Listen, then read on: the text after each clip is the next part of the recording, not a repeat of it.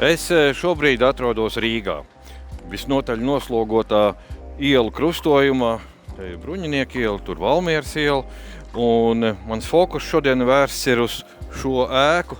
Vienīgi iemeslu pēc, tur ir uzraksts, krievu valodā, bet kas vēsta, ka 1913. gadā vismaz tur ir atradusies Krievu Baltijas vagonu rūpnīca.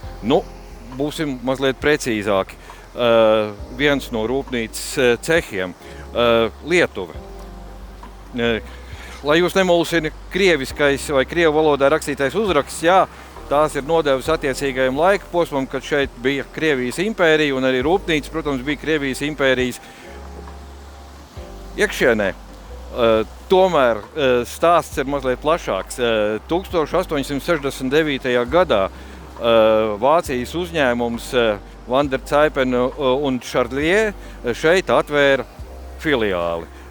Šis uzņēmums piederēja faktiski diviem beļģu izcelsmes īpašniekiem, Ferdinandam Van der Zaipenam un Albertam Charlier, bet tas jau atkal vēl garāks stāsts, kāpēc viņi šeit atradās.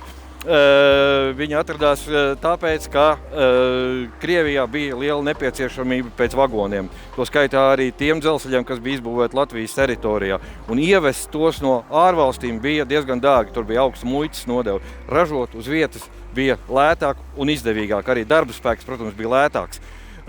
Tādējādi šī rūpnīca uzsāka savu funkcionēšanu un par tās ģenerāla direktoru kļuva Austrijas pilsonis Oskars Freivīts.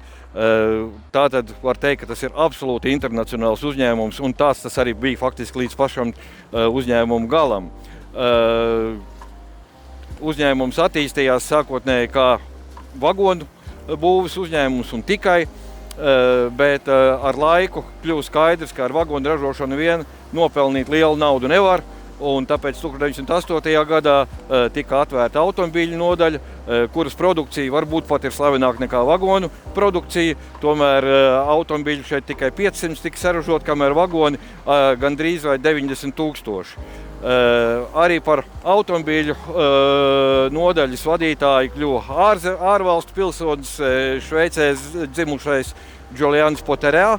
Un šeit arī tika atvērta vēlāk 1911. gadā aviācijas nodaļa, un par tās vadītāju kļuva vēlāk ārkārtīgi jau populārais un slavenais Igors Sikorskis, Ukrainā dzimušais izgudrotājs un filozofs, kurš faktiski ir radījis mūsdienu helikopteru.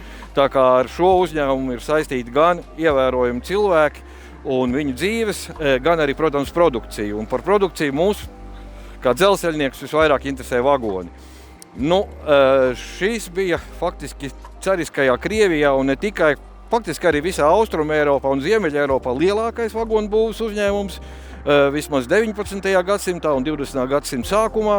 Un šeit tika ražoti vagoni no pirmās skrūves līdz pēdējai, kad viņi tika salikti kopā. Tātad darbinieku skaits, pamatā, protams, tie bija strādnieki.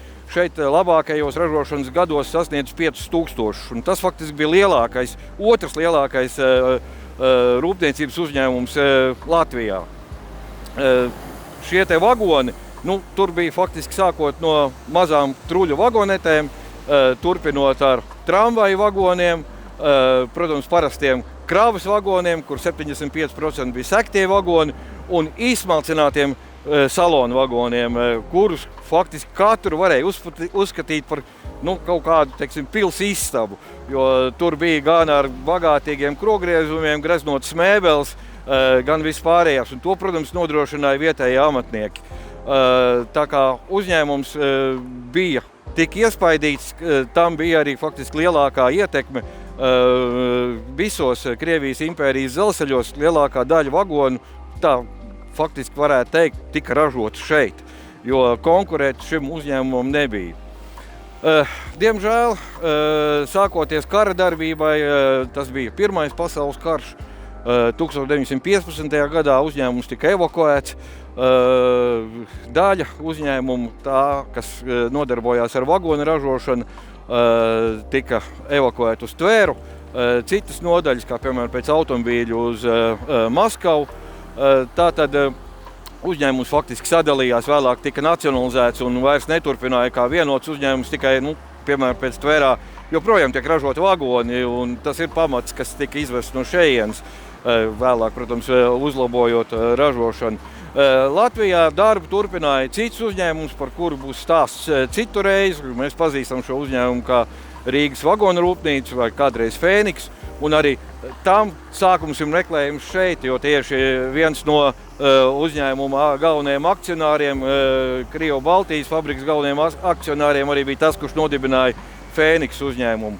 Bet Rusobalts, jeb Krievu-Baltijas vagonu fabrika mums paliks atmiņās, un, protams, arī vienā zināmā automobīlī, kas ir apskatāms Motoru muzeja ekspozīcijā.